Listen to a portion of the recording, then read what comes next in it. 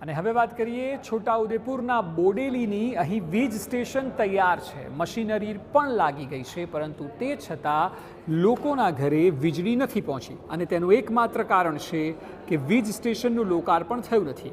જી હા, 66 કેવી વીજ સ્ટેશન તો બનાવી દેવાયું, પરંતુ કોઈ પણ અધિકારી કે નેતાને ફુરસત નથી।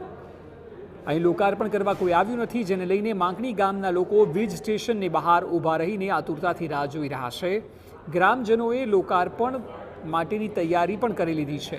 વિધિ મુજબ દીવા અગરબત્તી સહિતનો પૂજાપાઠનો સામાન લઈને આવ્યા છે, સાથે રિબિન પણ બાંધી છે। તેઓ માંગ કરી રહ્યા છે કે કોઈ નેતા કે અધિકારી આવે અને રિબિન કાપીને વીજ સ્ટેશનનું લોકાર્પણ કરે, જેથી 20 જેટલા ગામના લોકોને પૂરતી વીજળી મળી રહે।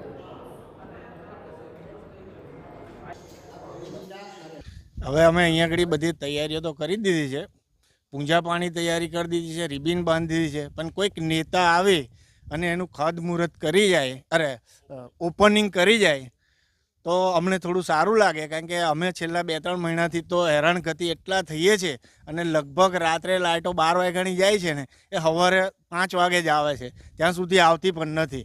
બસ આ કાપવાની રાહ જોવે છે આતુરતાથી બધા ગામના, કે ભાઈ રાત્રે પેલા મચ્છર કરડે ના અને લાઇટ ચાલ્યા કરે એવી આશાથી અત્યારે ભેગા થયેલા જ છે આટલા।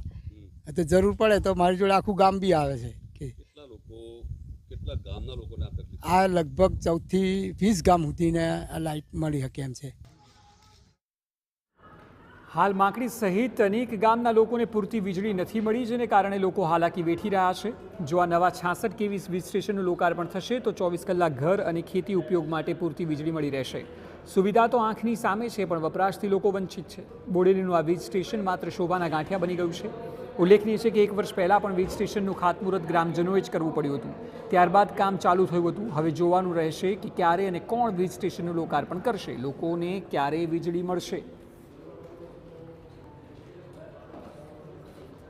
બોડેલી તાલુકાનો આ જે માંકડીનો વિસ્તાર છે કે માંકડી સહિત 15 થી 17 જે ગામના લોકો છે એ વીજ પુરવઠો પૂરતો નથી મળી રહ્યો, તેને લઈને હેરાનગતિ વેઠી રહ્યા છે।